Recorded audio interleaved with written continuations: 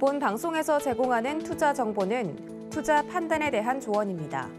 방송에서 제공하는 주식의 가치, 가격 상승 및 가격 하락에 대해서는 방송사에서 보장하지 않습니다.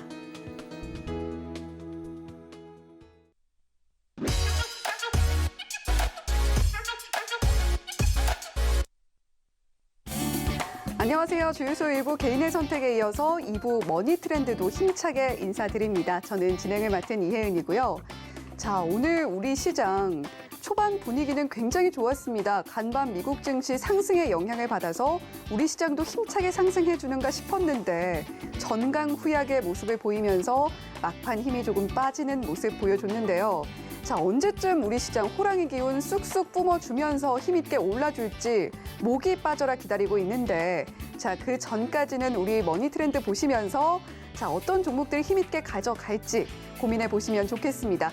자, 그러면 오늘 마감 시황 먼저 볼게요.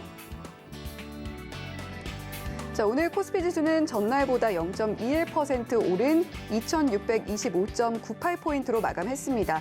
시가총액 상위 10개 종목 중에서는 8개 종목이 상승하는 모습 보여줬습니다. 코스닥 지수는 전날보다 0.65% 상승한 871.57포인트로 장 마쳤습니다. 이어서 수급 동향도 보겠습니다. 먼저 코스피 수급 동향입니다. 오늘 코스피 시장에서는 개인이 260억 원, 외국인이 2,973억 원을 사들이는 모습 보여줬는데요. 외국인이 오랜만에 코스피 시장에서 매수하는 모습 보여줬습니다. 기관은 3,496억 원 팔아냈습니다. 코스닥 수급 동향도 보겠습니다. 자, 오늘 코스닥 시장에서 개인만 905억 원 사들였고요. 기관은 865억 원, 외국인은 39억 원 팔아내는 모습 보여줬습니다. 자, 이렇게 오늘의 마감 시황 살펴봤고요. 머니 이슈도 짚어보겠습니다. 첫 번째 이슈입니다. 그렇게 기분 좋은 제목은 아니죠. 전일 미국 증시 3대 지수 모두 상승 마감했습니다. 하지만 이번 상승, 모건 스탠리는 순식간에 끝날 거다라고 전망을 했습니다. 자, 모건 스탠리의 마이클 윌슨 미국 주식 수석 전략가, 주가가 또 다른 의미 있는 베어마켓 랠리를 시작한 것 같다라면서 이후에는 더 낮은 가격이 기다리고 있다고 자신한다. S&P 500 기준 3,400이라고 말을 했는데요. 자, 우리 시장도 지난주 2,600선이 무너진 이후 반짝 상승이 나오고 있는데 부정할 수 없는 베어마켓 장세에서 우리는 어떻게 대응해야 할까요? 잠시 후 저희 파트너와 함께 짚어보시고요. 두 번째 이슈로 넘어가 보겠습니다. 자, 조 바이든 미국 대통령이 이번 주 방한합니다. 한미 간 긴밀한 관계를 생각할 때 미국 정상이 한국을 방문하는 건 특별한 일이 아닌데 미국 대통령의 첫 행선지가 삼성전자 평택 공장인 건 이례적인데요. 자, 바이든 대통령은 방한 첫날인 20일 평택 공장 최신 반도체 생산 라인을 둘러볼 예정인데 이 자리에 퀄컴 CEO 크리스티아노 아몬도 동행한다고 합니다. 자, 전략 자원으로 몸값을 나날이 높여가는 반도체인데 이번 방한에서의 평택 공장 방문이 구체적으로 어떤 의미이고 그리고 주가엔 어떤 영향을 미칠지 저희 머니 트렌드에서 확인해 보시기 바랍니다. 본 방송에서 제공해드리는 정보는 투자 판단에 대한 조언일 뿐 해당 종목의 가치나 수익률을 보장하지는 않는다는 점 말씀드리면서요. 주유소 2부 머니 트렌드 힘차게 출발해 봅니다.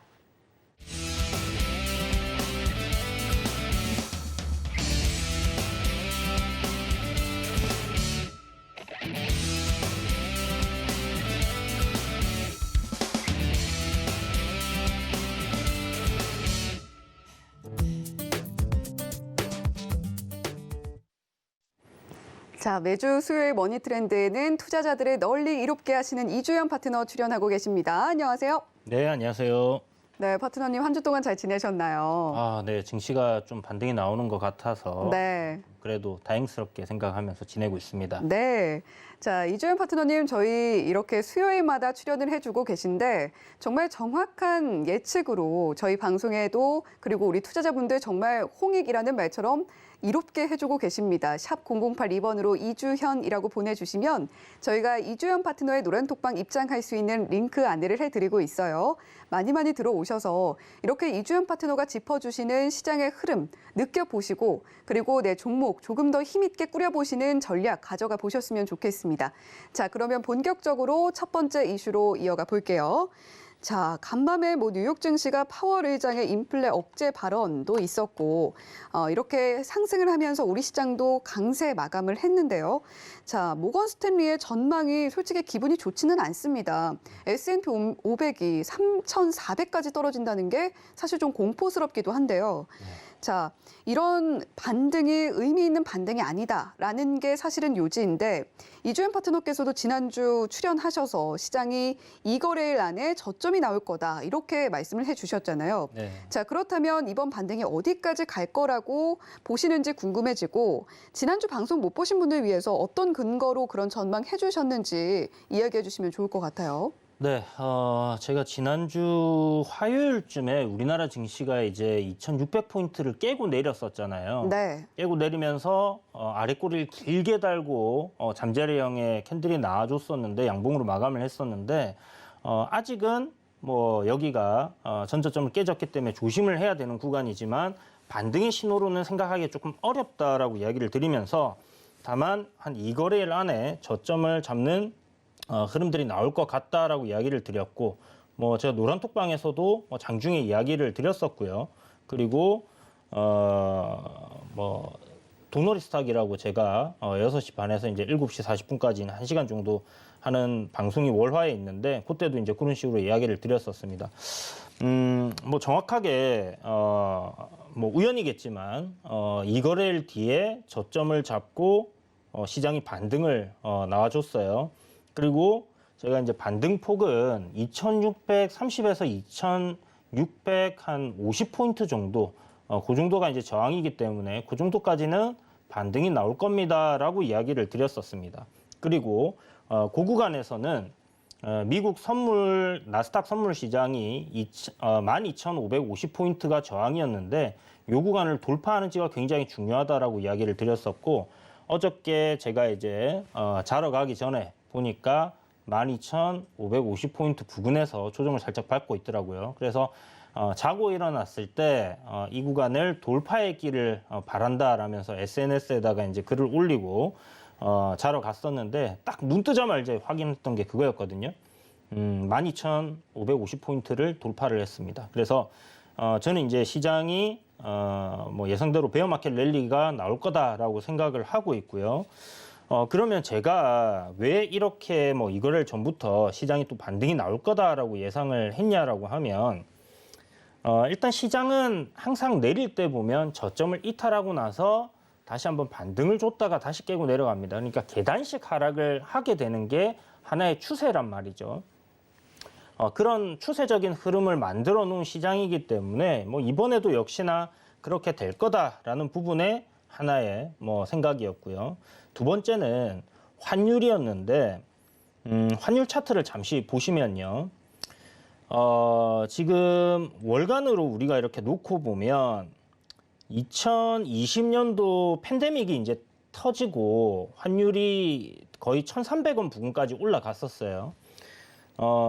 거의 뭐 우리나라 이 환율이 이렇게까지 급등했던 적은 뭐 금융위기 이후에 한 번도 없었습니다. 그런데 요 부근까지 거의 근처까지 이제 올라왔다라는 거. 그래서 환율이 추세가 좀 꺾이는 흐름이 나올 가능성이 높지 않겠나 저항을 받아서 그런 부분들. 그리고 환율이 꺾이게 됐을 때는 외국인들이 1,300원에 1달러를 주면 1,300원, 그러니까 뭐 1,300원 부근이니까 1,300원 정도를 준다라고 했을 때 굉장히 매수세가 들어올 수 있는 그런 환경적인 요인이 된다라고 또 생각을 할 수 있는 부분이거든요.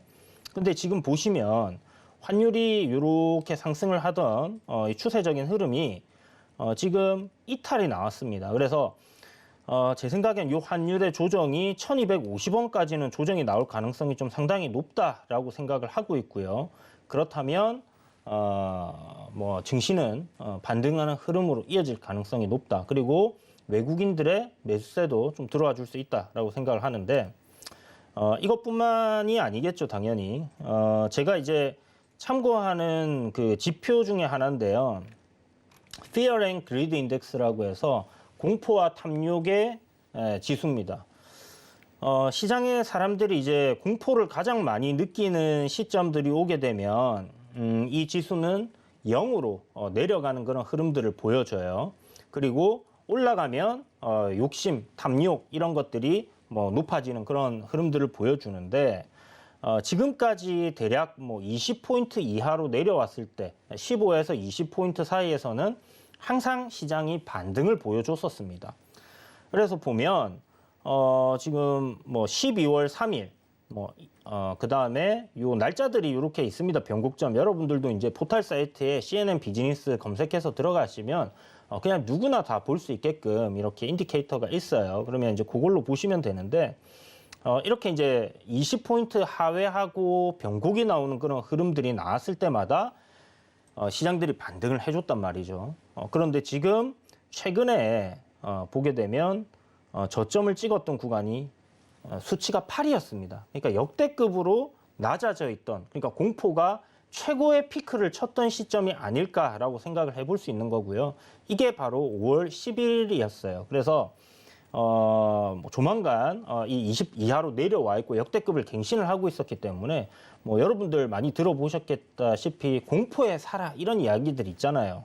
뭐 그런 것도 있었고 기사에 또 버핏 할아버지께서 뭐 애플 주식을 갖다가 추가로 매수했다라는 얘기도 아니나 다를까 뭐 그런 때 이제 나오고 있었고 네. 했기 때문에 제가 딱 봤던 그날이 이제 5월 10일 우리나라 증시로 한 이틀 안에는 제가 봤을 때 저점을 찍을 가능성이 좀 높다라고 생각을 했기 때문에 그렇게 이제 이야기를 드렸습니다. 그래서 요 반등이 나오는 부분들 수치에 대해서는 사실 차트적인 기술적인 부분으로 우리가 이 전저점을 트렌드 라인을 갖다 계속 지켜주고 있었던 그런 상황이잖아요.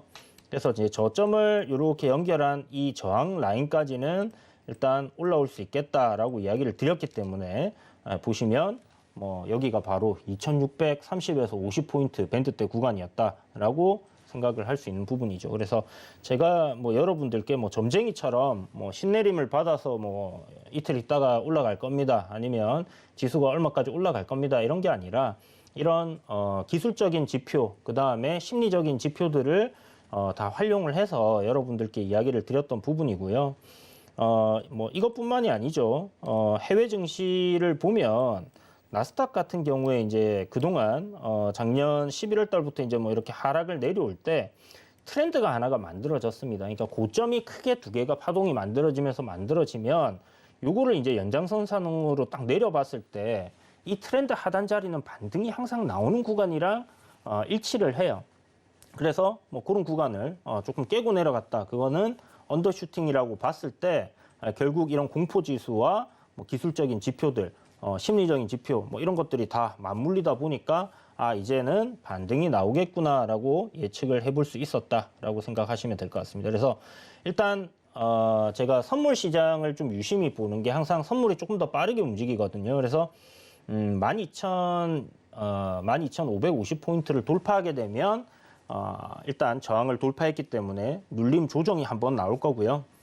그리고 이번에 이 조정을 뭐 저점을 이탈하는 그런 큰 조정이 아니다라고 하면 다시 한번 시장은 상승으로의 방향을 잡아갈 겁니다.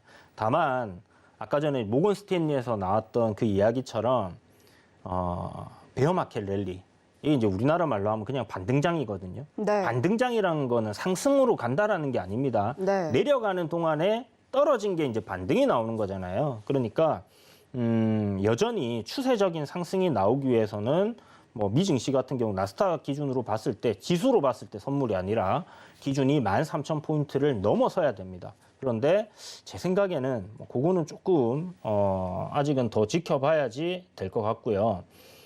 그렇다면 일단은 뭐 20선 부근까지, 21선 부근까지는 좀 반등이 나온다 했을 때 뭐 12,500포인트 정도까지는 되돌림이 만들어질 가능성 일단 놓고 보는 게 좋을 것 같고 정말 시장이 좀 강하게 반등 흐름이 잡힌다 하면 13,000포인트까지도 올라올 수 있을 것 같습니다. 그렇다면 뭐 국내 증시 역시 반등이 좀 강하게 나올 것 같고 그렇게 됐을 때는 2,700에서 정말 잘 나온다면 2,750포인트 정도까지는 상승이 나올 것 같은데 일단은 2,700을 돌파하게 되는 흐름이 나온다. 그러면 상당히 좀 긍정적으로 시장을 바라볼 수 있는 희망이 보이기 시작한다라고 생각해 볼 수 있을 것 같아요.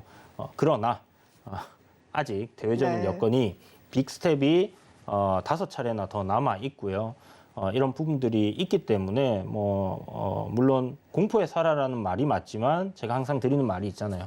우리가 이런 시장에 참여하는 사람들이 흐름을 어떻게 잡아가는지, 방향을 어떻게 잡아가는지 보고 무릎에서 사더라도 충분한 수익을 먹을 수 있기 때문에, 그렇다면 굳이 우리가 저점을 만들기 위해서 이런 리스크를 떠안고 들어가기보다는 지금은 그냥 반등장을 노린 비중을 조금 보수적으로 잡고 공략은 해보시되, 추후에 시장이 확실하게 추세가 상승으로 잡혔을 때 그때 가서 주식 비중을 좀 크게 늘리셔도 늦지 않을 것 같으니까 이 정도만 시장에 대해서는 여러분들이 참고를 하고 계시면 좋을 것 같고요. 방송을 제가 매일같이 나오는 게 아니다 보니까 사실 진짜 시장에 대해서는 제가 작년 6월부터 누구보다 빠르게 잘 맞췄다라고 좀 자부를 하는데, 네. 이런 지수에 대한 궁금증 아니면 시장이 정말 어디까지 밀릴까, 사실 종목이 별 문제가 있는 것들은 크게 없단 말이에요. 우량한 종목들, 좋은 종목들, 싼 종목들 많아진 시장입니다. 그런데 시장이 언제 돌아가고 언제 추세가 상승으로 전환되었고, 이런 부분에 대해서 여러분들이 좀 더 빠르게 피드백을 받아보고 싶다 하시는 분들은요, 노란톡방 들어오시면 제가 자세하게 거의 매일 시장에 대해서 방향을 제시해 드리고 있고, 어저께 양봉이 나오기 전에 네. 제가 국내 증시가 미증시를 선반영할 거기 때문에 내일은 양봉이 나올 겁니다라고 말씀드렸고, 오늘은 시가가 갭이 떠서 흘러내리는 장이 될 거다라고 했는데 말하는 대로 지금 되어가고 있습니다. 그렇기 때문에 그런 거 궁금하신 분들은 들어오셔가지고 단기 트레이딩을 하시더라도 이런 부분들이 도움이 많이 되실 거예요. 그래서 참고하시고 싶으신 분 함께 하시면 좋을 것 같다까지 정리하도록 하겠습니다. 네, 이주연 파트너님 이렇게 이야기를 하고 싶어요. 미남이시라고. 네? 미남이시라고 이야기를 하고 싶어요. 아유. 미래에서 온 남자가 아닌가? 아, 그런 거예요? 이거 갑자기 기분이 좋아지려다가 살짝. 네, 미래에서 오진 않았습니다. 다 네. 이제 이런 거 제가 여러분들께 지금 이런 설명을 드리면서요. 이건 사실 뭔가 대단한 지식을 아니면 학문을 알아야 되는 것들이 아니거든요. 우리가 이제 차트를 본다는 것은 시장에 참여하는 많은 사람들이 어떤 식으로 지금 매수를 하고 있는지 매도를 하고 있는지를 볼 수 있는 하나의 지표이기 때문에 네. 누구나 다 활용을 할 수 있습니다. 그리고 어떻게 활용을 해야 되는지에 대한 설명을 드린 거잖아요. 그거는 여러분들도 활용을 해보시라고 이렇게 이야기를 드리는 거니까, 이런 것들 방송 딱 들으시고 메모를 해두셨다면 다음번에도 시장이 공포지수가 어떻게 되었는지, 지금 추세 라인이 어떻게 되었는지 이런 것들도 확인을 하실 수 있을 거예요. 그러니까 미래에서 오거나 네. 제가 예측을 하거나 그런 게 없습니다. 그냥 시장이 보여주는 방향대로 저는 이제 읽어드리는 거고, 시장에서 보여주는 지표들을 그냥 해석을 해서 여러분들께 이야기를 드리는 부분이기 때문에 저 사람이 대단하다거나 이런 게 아니라 그냥 보이는 대로 얘기 드리는 것일 뿐이에요. 네. 사실 그런 진정성이 우리 시청자님들 그리고 투자자님들의 마음을 움직이는 게 아닐까 싶은데요. 자, 그만큼 이 거래일 안에 저점 잡는다라고 당시 말씀을 하셨던 만큼 시장이 흘러갔다는 점 다시 한번 말씀을 드리고 싶고, 자, 이런 이주연 파트너님과 함께 하고 싶으신 분들 노란톡방으로 입장해 주시면 되겠죠. 자, 샵 0082번으로 이주현이라고 보내주시면 미래에서 온 남자, 미남 이주연 파트너님과 함께 이야기 나누실 수가 있습니다.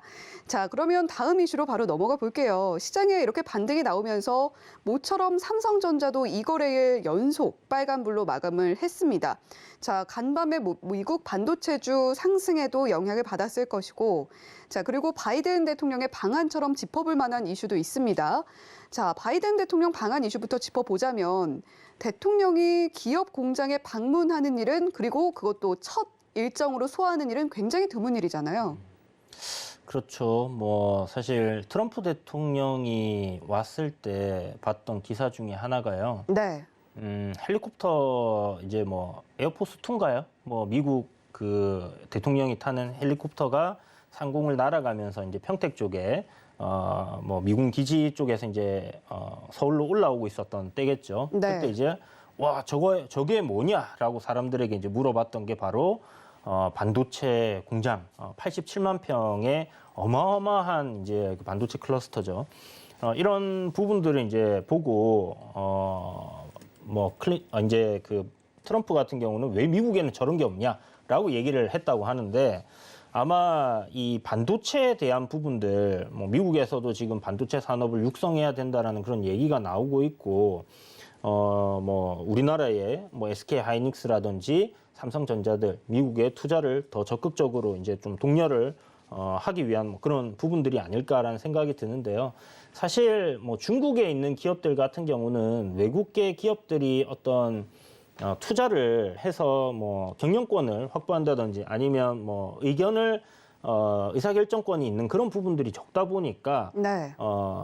뭐 나라가 커가고 기업들이 커가고 하는 거에 대한 그런 파이를 이 국제적으로 나눠 먹을 수가 없단 말이에요. 그것 때문에 제가 봤을 때는 미국에서 제재를 좀 많이 가하려고 하는 그런 부분이다. 중국과의 갈등이 커지는 부분이라고 생각을 하고요. 지금 삼성전자 같은 경우는 어떻게 보면 뭐 우리나라 국민들이 많이 들고 있고 우리나라에 위치해 있기 때문에 대한민국 기업이다. 그리고 뭐 한국 사람들이 많이 일을 하고 있으니까 대한민국 기업이다라고 하지만 이 주식 같은 경우를 본다라면 뭐 전 세계 많은 사람들이 가지고 있잖아요. 애플 같은 경우도 지금 우리나라 사람들이 투자를 많이 해놨단 말이에요. 그렇기 때문에 이런 이제 그 기업들이 글로벌 기업들이 성장하는 데 있어서 그 파일을 전 세계인들과 이렇게 나누고 있다라고 생각을 한다라면 뭐 삼성전자 그냥 단순히 전 세계에서 반도체 1위 기업이기 때문에 글로벌 기업이다라가 아니라 네. 뭐 이 주인이 각 주주들은 주인이니까 주인이 지구인들이다라고 생각을 하면 뭐 이해가 되실 거라고 생각이 들고요. 그렇게 또 이 뭐 전체적인 전자 산업이라든지 앞으로 미래에 이제 일어나는 이런 산업들의 반도체는 필수적인 부분이다 보니까 결국 바이든이 뭐 국내 방문을 해서 삼성전자를 한번 방문하는 게 아닌가라는 생각이 듭니다. 네, 사실 뭐 계속해서 지수가 좀 저점을 찍고 할 때 삼성전자가 이제 바닥이냐 이런 이야기들 많이들 하셨는데 제일 중요한 건 아마 이 질문일 것 같아요. 7만 전자 가능할까요? 7만 전자요. 네. 저는 가능하다라고 생각을 해요.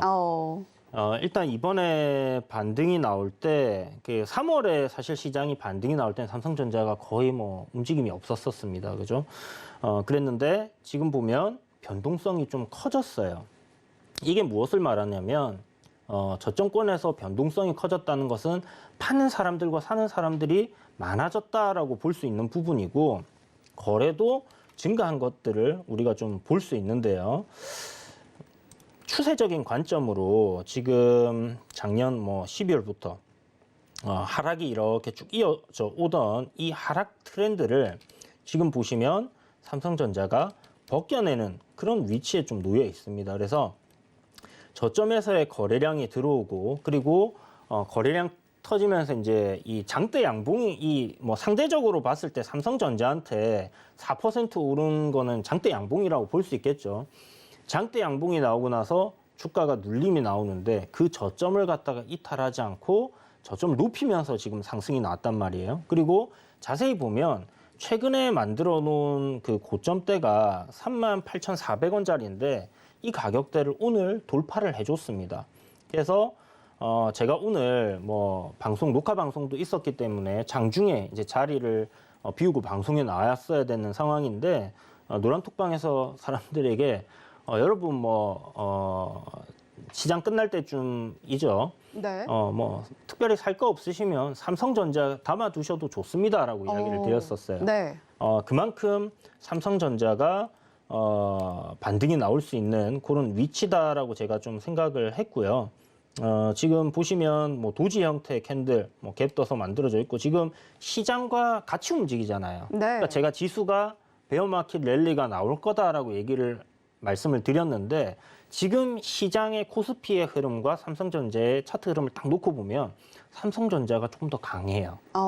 그런 흐름들이 있기 때문에 그렇다면 이번 지수가 반등하는 시점에서는 삼성전자가 강하게 올라갈 수 있다라고 생각을 하는 것도 저는 무방하다 이렇게 생각할 수 있기 때문에 뭐 그런 관점에서 삼성전자 뭐 큰 수익은 대단한 수익은 아니더라도 여기서 충분히 상승하는 흐름이 나올 것 같다라는 생각이 들고 뭐 7만 원까지는 올라오지 않겠나 이런 생각이 들어서 7만 전자는 다시 탈환할 거다 이런 생각이 듭니다.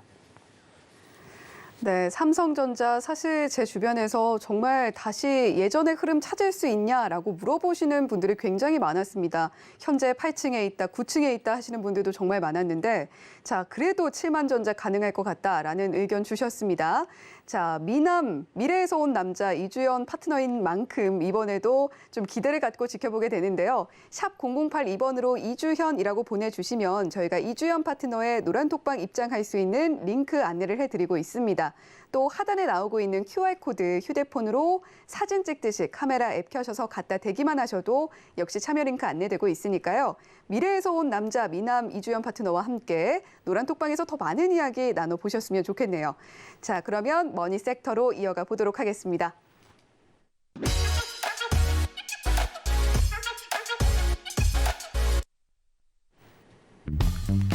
오늘의 머니 섹터는 CBDC 관련주입니다. 중앙은행 디지털 화폐죠. 오늘 3.67% 상승하는 흐름 나와줬습니다.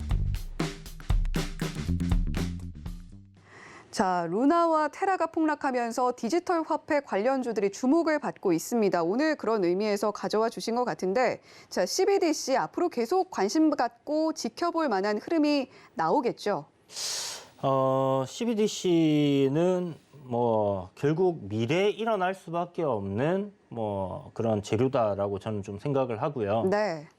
CBDC에 대해서도 뭐 예전에 이 코로나19 터지고 난 뒤에 큰 랠리가 나오기 전에 CBDC 관련주들을 제가 이야기를 드렸었고 한번 그리고 뭐 12월이었나 11월 달에도 이제 한번 이슈가 있어서 중국 이제 그 올림픽이죠. 올림픽 동계올림픽 할 때 중국에서 이제 CBDC를 선보인다 이런 이슈가 있기 때문에 우리가 일정주로 한번 접근해 봅시다라고 이야기를 드렸었는데 그때 당시에도 시세에 좀 괜찮게 나왔었어요.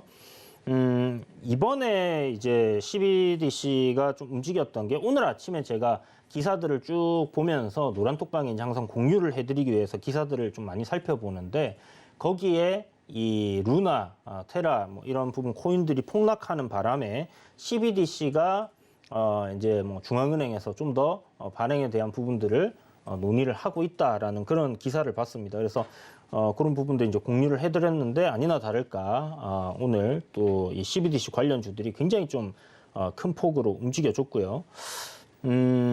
지금 세계 중앙은행들이 뭐 각 나라마다 있죠. 우리나라는 한국은행이고 뭐 미국 같은 경우는 연준이 될 거고요. 이 중앙은행들의 90%가 CBDC에 대해서 다 논의를 하고 있습니다. 블록체인을 실질적으로 우리나라 같은 경우는 활용을 해서 이 블록체인의 기술을 활용을 해서 CBDC에 대한 그런 논의를 하고 있고 또 중국 같은 경우는 이제 이 블록체인 기술은 아니다라고 그런 얘기를 했는데 어찌됐든 이 CBDC라는 내용들을 우리가 살펴보면요. 정부에서는 정말로 괜찮은 하나의 툴이 아닐까라고 생각을 해요. 우리가 뭐 과거로 이렇게 돌아가서 보면 이 화폐가 나오기 전에는 물물 교환을 했었고 화폐가 나왔을 때 뭐 이렇게 좀 무거운 금화, 은화 이런 것들을 쓰다가 네. 결국 이 금 베이스로 해서 지폐가 나오게 되고요. 이 지폐를 우리가 오랜 기간 활용을 해왔습니다. 그리고 이제 디지털 시대가 되면서 송금을 하고 이렇게 하면서 실질적으로 돈을 만질 일은 별로 없어졌죠. 그런데 그러면 CBDC나 지금 전자상으로 우리가 뭐 이렇게 주거니 받거니 하는 거나 무슨 차이가 있냐라고 얘기를 하실 수가 있는데 좀 차이가 큽니다. 왜냐하면 이 중앙은행에서 실질적으로 화폐를 발행을 하는 데 있어서 들어가는 비용을 갖다가 완전한 디지털화가 된다라고 했을 때는 이제 줄일 수가 있는 부분이고요.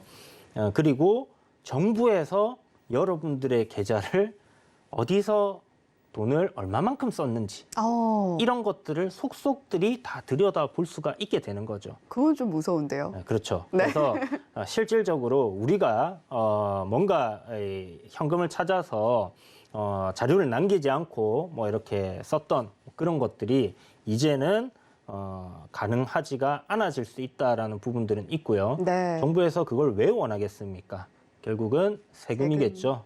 그래서 CBDC는 각 중앙은행들이 결국은 하게 될 수밖에 없는 그런 뭐 재료다라고 생각하시면 되고 가야 되는 그런 미래의 될 수밖에 없는 그런 기술들이다라고 생각을 하시면 될 것 같아요. 그런데 뭐 3월이죠. 3월에 이제 바이든이 이 CBDC에 대해서 좀 연구를 좀 빠르게 속도 내서 진행을 하라고 긴급 행정명령에 서명을 또 했었어요. 그래서 네.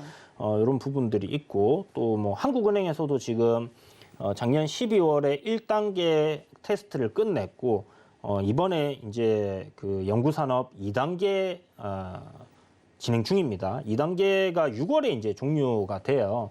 그러면 이 2단계 이제 종료되는 부분들 1단계에서는 이 CBDC를 뭐 발행을 하고 이렇게 배분을 하는 그런 테스트를 했고 2단계에서는 실질적으로 이제 오프라인에서 활용을 할 수 있느냐 없느냐 이런 테스트 단계를 거칠 거고요. 그래서 2단계 종료 이후에는 실질적으로 이제 CBDC의 이 활용성을 테스트하게 됩니다. 그러면 거의 뭐 상용화 직전까지 이제 가는 그런 단계로 접어들었다라고 생각을 할 수 있지 않겠나 생각이 들고 물론 뭐 여기에 대한 논의는 뭐 정부에서 많이 좀 이루어져야 되겠죠. 그래서 일단은 각 정부에서 이 CBDC를 도입을 할 거다라는 것은 세금적인 부분을 생각하면 분명히 일어날 수밖에 없는 일이다. 다만 시간의 문제일 뿐이고 그게 일어나기 전까지는 재료로서의 가치는 분명히 있다라고 생각을 하면 될 것 같습니다. 그래서 오늘 보면 이제 CBDC 관련주도 한네트라든지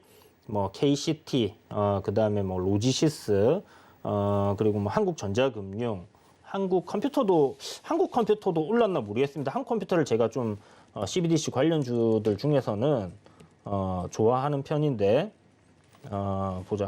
한글과 컴퓨터, 한국 컴퓨터, 한국 컴퓨터도 오늘 반응을 했네요. 그래서 네. 전반적으로 다 뭐 비슷하게 관련주들이 다 같이 움직여줬어요. 그런데 지금 일봉의 차트 흐름을 보면 썩 뭔가 오늘 대단하게 이 종목들이 좋다라는 느낌은 안 들었거든요. 그러니까 아직은 자리가 완벽하게 잡혀 있다라는 생각은 안 들기 때문에 뭐 여기서 상한가가 갈 거다 이런 생각들은 들지 않았어요. 그래서 하나의 뭐 테마지만 이 CBDC 관련주들이 뭔가 상한가를 가고 좀 시장에서 그 어떤 테마들보다도 좀 수급이 쏠리고 거래 대금이 터지고 하는 그런 상황에 완전 시장의 주도 테마로는 아직은 자리를 잡지는 못한 것 같습니다. 그러나 여전히 관심권에 놓고 봐야 될 것 같고 저점 매수는 노려볼 만하다라는 생각이 들고요. 약간 뭐 재료가 뜨문뜨문 나올 수 있기 때문에 그런 거 생각했을 때는 조금 긴 관점으로 보셔야 될 것 같고 6월에 아까 말씀드린 것처럼 한국은행에서 2단계 테스트가 끝나기 때문에 그걸 생각하면 뭐 일정을 좀 잡고 우리가 볼 수 있는 하나의 테마지 않겠나. 그래서 지금 최근에 중소 뭐 테마들 굉장히 많잖아요. 네. 많은데 뭐 그중에 새롭게 또 하나 만들어지는 테마가 아닐까라는 생각이 들고요. 일단은 시장이 반등 나오는 시점이기 때문에 대장급들 위주로 대장이 어느 종목이 대장이 되는가 이런 것들 잘 보시고 각 테마의 대장급들만 여러분들이 좀 보시는 게 손실을 피하고 수익은 내시는 데 도움이 되실 거고 아까 말씀드렸던 것처럼 시장이 반등이 나오게 되면 수급이 다 분산이 될 겁니다.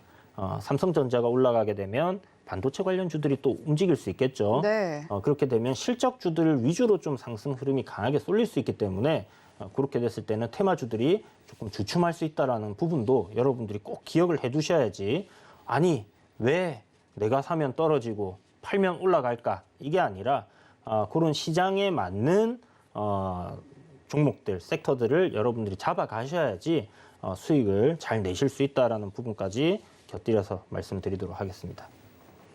네. 디지털 화폐 관련주들 오늘 흐름이 나오긴 했지만 앞으로도 중장기적으로도 계속 주목을 받을 섹터이기 때문에 우리가 항상 관심을 갖고 지켜봐야겠습니다. 자, 이렇게 중앙은행 디지털 화폐 관련해서 많은 분들이 종목에 대한 고민을 보내주셨는데 그중에 한네트에 대한 고민 먼저 만나보도록 하겠습니다. 매수가 1,800원이시고요. 비중은 30%이신데 오늘 7.42% 상승이 나왔음에도 불구하고 9,120원의 종가가 형성되어 있어서 우리 시청자님의 매수가에는 미치지 못하는 모습 보여주고 있습니다. 어떻게 대응하시면 좋을까요?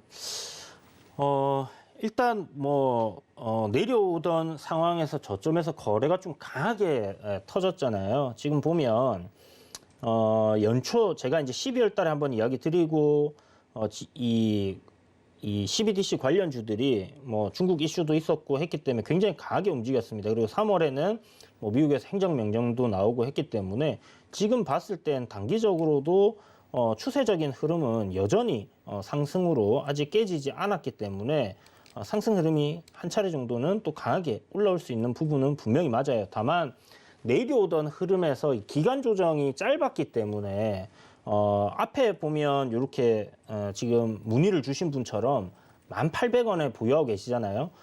추가 매수해서 평단이 조금 낮으신 분들도 더 많으실 거고요. 상당히 많은 분들이 좀 보유를 하고 계신 것 같습니다. 그렇기 때문에 오늘 이런 식으로 뭐 고점을 형성한 부분들 결국은 매물 소화를 하는 그런 과정이다라고 보시면 좋을 것 같고 단기적인 뭐 하락 트렌드는 지금 벗겨내는 그런 흐름이기 때문에 추후에 조정이 나오더라도 요 8,000원짜리 이탈하지 않는 선에서 다시 돌리는 그림이 나온다라면 제 생각에는 박스권 상단인 11,000원까지는 일단 올라올 가능성 상당히 높다. 그래서 6월 달에 이제 이 2단계 테스트 결과 뭐 발표하고 할 거니까 그쯤 되면 또 기사들이 나오지 않겠나라는 생각이 들고요. 그런 이야기들로 인해서 뭐 상승 흐름들 모멘텀은 여전히 보유하고 있으니까 지금 현재 단계에서는 이대로 좀 더 보유를 해보신다 생각하시고 가져가시면 좋을 것 같아요. 네, 한네트 추후 조정이 나오더라도 8,000원 지지를 해준다면 11,000원대까지 올라와 줄 가능성 매우 높게 본다고 하셨어요. 한은의 2단계 사업 6월에 발표가 되니까 이 부분도 주목을 해보고 계시면 좋겠습니다. 자, 다음 고민도 만나볼게요. 한국전자금융에 대한 고민 남겨주셨고요. 매수가는 6,620원에 비중은 15% 남겨주셨습니다. 자, 한국전자금융 오늘 0.68% 상승 나와서 5,910원에 종가 형성되어 있는데요. 자, 한국전자금융은 어떻게 대응하시면 좋을까요?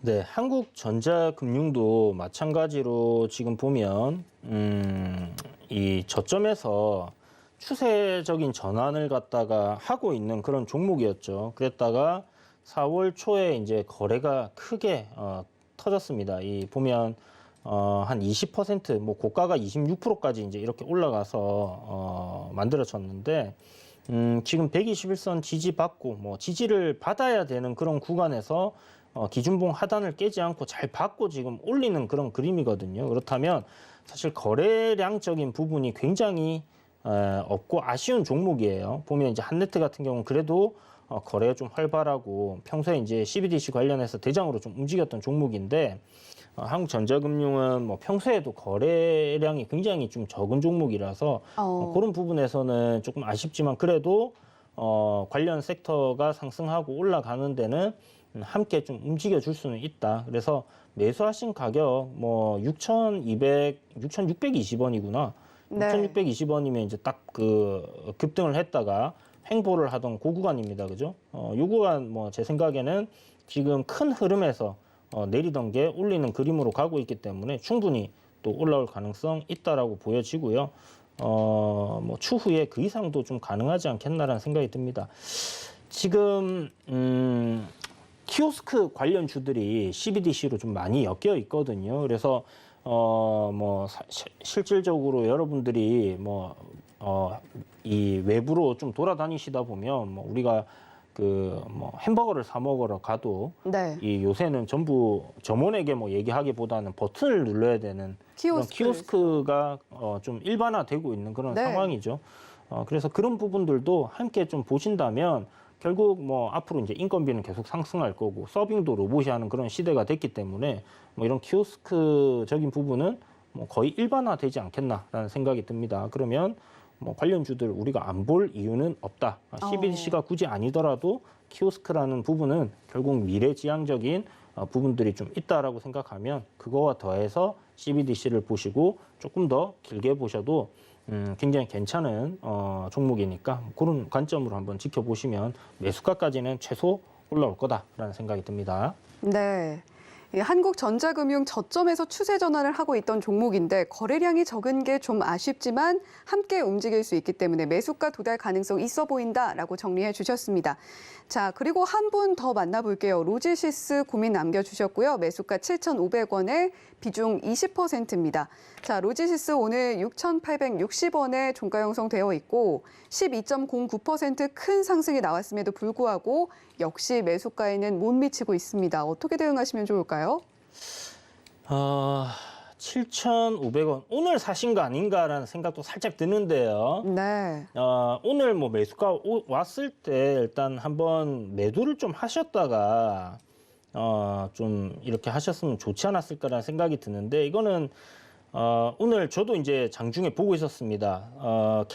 한네트가 이제 KCT가 좀 처음에 급등을 해줬고 한네트 뭐 같이 이제 움직이고 로지시스는 좀 늦게 움직이긴 했어요. 두 종목에 비해서는 조금 늦게 움직였는데 시세를 아침에 조금 주다가 오후장까지 이제 횡보하다 이제 갑자기 확 시세를 뿜어냈는데 아마 요 고점에서 매수하신 분들은 깜짝 놀라셨을 겁니다. 저도 보고 있었는데 한 22%에서 아래로 그냥 한 방에 이렇게 물량을 폭탄 투하를 하듯이 터트려 버리면서 이렇게 이제 빠졌는데 이 하나의 팁인데요. 상승을 좀 해가지고 급등을 한 종목이 위에서 상승하는 흐름이 힘이 약해진다라고 해야 되겠죠. 양봉의 몸통이 점점 줄어드는 그런 흐름을 보일 때는 네. 매도 관점으로 여러분들 조금 생각을 해보셔야 되지 않나. 그리고 일봉상에서도 저항 구간이 있었기 때문에 뭐 그동안에 오래 물려 있었던 누군가 굉장히 뭐 비속어로 방송용으로는 말할 수 없는 그런 얘기를 하면서 던진 게 아닐까라는 또 생각도 듭니다. 그런데 보면 지금 로지시스 한 12%, KCT 13% 해서 관련주들 중에서는 지금 뭐 KCT 다음으로 괜찮은 흐름이거든요. 네. 그래서 뭐 로지시스까지 해서 이 뭐 세 종목 1, 2, 3등주로 괜찮은 흐름 나올 거예요. 그래서 뭐 너무 걱정하실 필요는 없고 일단 뭐 5,700원짜리가 이탈하지 않는다면 오늘 거래량 뭐 양호하게 보이기 때문에 반등하는 흐름으로 이어질 거고 추세적인 전환까지 그러니까 뭐 지금 매수하신 가격 위로 한 8,000원 정도 저항 구간을 뚫어내게 되는 그런 흐름들이 만들어진다면 수익도 조금 더 보실 수 있을 겁니다. 아마 지금 문의 주신 분들 다 그 정도 수익은 나올 수 있는데 일단 아까도 얘기 드렸던 거랑 똑같아요. 조정 받다가 갑자기 탁 튀어오르는 거 있죠. 이렇게 내리다가 탁 튀어오르는 종목들 같은 경우는 앞에 매물의 저항을 받기 때문에 윗꼬리가 달릴 가능성이 상당히 높습니다. 그래서 이게 그런 매물 소화하는 흐름들을 한 차례는 보여주고 난 이후에 다시 며칠 안으로 상승하는 흐름들을 보여준다라고 하면 전고점 돌파하고 올라가는 그런 그림도 이어질 수 있으니까 그런 부분들을 좀 참고해 보시고 가급적이면 좀 오랜 기간 여러분들이 매수를 했는데 하락으로 내려가서 손실이 났던 그런 종목들 있잖아요. 그런 네. 것들은 매수가 오게 되면 정리를 하시는 게 좋아요. 저한테 노란톡방에서 이렇게 물어봅니다. 정말 오래 물려있다가 매수가 왔는데 이거 정리해야 될까요? 이렇게 물어보시는 분들께 제가 항상 드리는 말이 있거든요. 네. 매수가가 왔는데 지금 매수가에 손실 없이 나오고 나서 올라가면 내가 팔고 나니까 올라가네 하고 억울하잖아요. 네. 그것 때문에 고민인 거잖아요. 그러면 제가 항상 물어봐요. 팔고 나서 주가가 올라가서 아까워 라고 아쉬워하실래요? 아니면 못 팔아가지고 다시 그 고통을 받던 시점으로 주가가 밀려 내려갔을 때 그때 팔 걸 하고 후회하실래요? 이 두 가지를 놓고 여러분들이 생각을 하신다면 어떤 선택을 하는 게 올바를까라고 한번 판단해 보시면 좋을 것 같고 그래서 가급적이면 이렇게 크게 물려있던 종목이 매수가 오면 정리하시는 게 심리적으로 좋습니다. 그리고 항상 얘기 드리지만 내가 주식을 가지고 있을 때는 그 종목에 대해서 냉정하게 판단이 안 돼요. 원숭이가 되거든요. 그래서 뭐 사람이냐 원숭이냐 누가 이기냐 뭐 이런 얘기들이 있잖아요. 그래서 제대로 된 판단을 못 하기 때문에 일단은 뭐 손절을 빠르게 하면 좋았겠지만 그러지 못하고 기다리다가 올라왔을 때는 일단 매수가에서 아니면 조금 수익을 주는 데서 정리를 하고 그리고 나서 주식이 없는 상황에서 내가 이 종목을 다시 매수를 하는 게 옳을지 아니면 기다려 볼지 아니면 다른 종목을 살지 이렇게 좀 판단을 해보시는 게 좋을 것 같아요. 그래서 뭐 개인적인 생각이긴 하지만 저 같은 경우는 매수가 오면 그냥 올라가더라도 네. 다시 그 손실 구간에 내려가서 괴로웠던 심정을 느끼고 싶지는 않을 것 같습니다. 뭐 모두가 다 비슷하긴 하겠지만 그래서 네. 선택을 하라면 그렇게 좀 선택을 해보시는 게 좋겠다 이렇게 말씀드릴게요.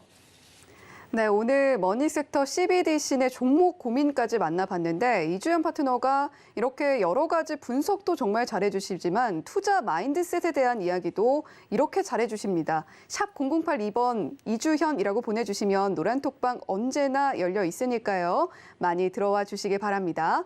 자, 그러면 머니 종목으로 이어가 볼게요. 자, 오늘의 머니 종목입니다. 삼성전자 가지고 와 주셨네요. 삼성전자 오늘 흐름 보면요. 0.74% 상승 나와줬고 68,100원에 형성이 되어 있습니다. 자, 역시 시총 1위답게 오늘 지수 흐름과 비슷하게 전강 후양 흐름 보여줬는데 지수보다는 역시 조금 강한 모습 보여줬습니다. 네, 오늘 머니 종목으로 삼성전자 가지고 와 주셨어요. 네, 제가 삼성전자를 가지고 나오는 일은 그렇게 많지 않은데 네. 정말 뭐 10년에 뭐 한두 번 정도 삼성전자를 이야기 드립니다. 그런데 이번에는 삼성전자가 뭐 대단한 시세를 줄 것 같다라고 생각하기보다는 그냥 앞서서 그 여러분들께 시장에 대한 이야기를 드렸잖아요. 그러면 시장이 이제 반등 나오는 흐름들이 잡힐 거니까 그렇다면 이번에 삼성전자를 한 번 정도 투자를 해봐도 괜찮은 그런 시점이 아닐까라는 생각이 들고 지수가 올라가는데 좀 베팅을 한다라면 결국은 삼성전자가 조금 주도하는 그런 흐름들이 될 수도 있다라고 생각합니다. 그래서 자동차 섹터 뭐 괜찮은 섹터들이 좀 있지만 삼성전자가 지금 차트도 추세적인 전환을 하려고 하는 그런 흐름 속에 있기 때문에 상당히 괜찮다라는 생각이 들고요. 외국인 수급을 우리가 이제 보면 오랜만에 오늘 외인들이 매수를 했어요. 결국은 환율이 꺾였기 때문에 이제 그런 거거든요. 그렇다면 뭐 삼성전자 보시는 것처럼 외국인이 굉장히 오랜만에 돌아왔습니다. 결국 외국인들이 우리나라 주식을 산다 하면 그동안 많이 팔았던 삼성전자를 다시 담을 가능성이 높다라고 본다. 그렇게 생각을 하시고 일단 뭐 목표 기대 수익률은 그렇게 크지는 않습니다. 손절가가 뭐 무엇보다 중요하겠죠. 64,500원 정도. 그러니까 오늘 뭐 종가 기준으로 본다고 하면 대략 한 5% 정도의 손절이 될 거예요. 상승 구간으로 본다라고 하면 제가 생각하는 1차 목표가는 4,200원이거든요. 대략적으로 이것도 뭐 한 5% 정도의 수익을 챙길 수 있는 그런 구간이지 싶습니다. 그래서 내일 이 삼성전자를 공략을 하는데 시가 이하로 분할 매수한다. 하루에서 이틀 정도 만약 조정이 나온다면 더 좋겠고요. 그렇게 생각을 해서 접근하시면 좋을 것 같고 오늘 미증시가 아마 우리나라 증시가 음봉으로 눌렸죠. 미증시도 비슷할 거예요. 전날 어저께죠. 어저께 미증시 이제 강하게 반등을 했기 때문에 오늘 조정을 소폭 받고 아니면 뭐 소폭 올라간다든지 뭐 그 정도 형태로 움직일 것 같은데 그렇게 되면 내일 오전에 아마 저점 매수를 할 수 있는 그런 기회가 있을 거다라는 생각이 들고 저점을 잘 잡는다면 뭐 5% 이상의 수익이 될 거고 조금 뭐 위에서 잡는다면 뭐 한 5% 정도 수익이 될 거다 이렇게 생각이 듭니다. 그래서 삼성전자 뭐 단기적으로 한번 공략을 해보고 싶다 하시는 분들 이번 지수 반등과 함께 한번 담아볼 수 있는 구간이니까 그렇게 접근을 해보시는 것도 괜찮을 것 같아요. 그동안에 이제 쭉 하락했던 폭의 되돌림이 한 중심 정도까지는 올라올 가능성이 좀 높은데 그거보다는 조금 보수적으로 잡아서 1차적인 목표가는 72,000원이다 이렇게 생각하시면 될 것 같습니다. 네, 외인들의 컴백이 주목되는 삼성전자 오늘 머니 종목으로 가지고 와 주셨는데요. 손절가로는 64,500원, 목표가로는 72,000원 제시를 해주셨습니다.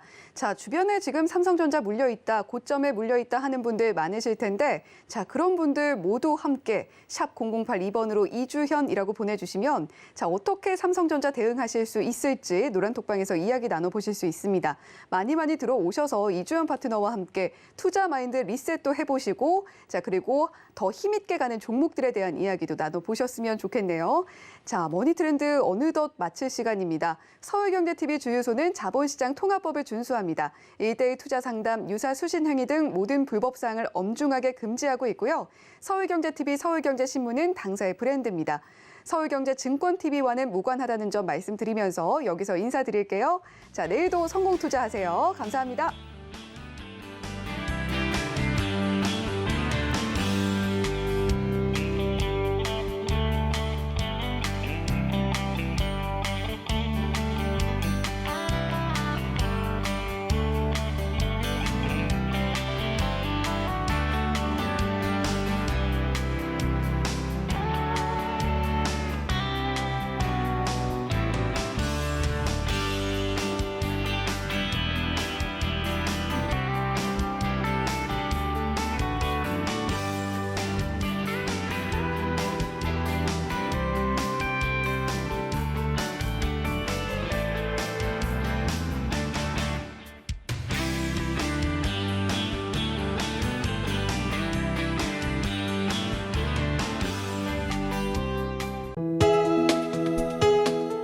본 방송에서 제공하는 투자 정보는 투자 판단에 대한 조언입니다. 방송에서 제공하는 주식의 가치, 가격 상승 및 가격 하락에 대해서는 방송사에서 보장하지 않습니다.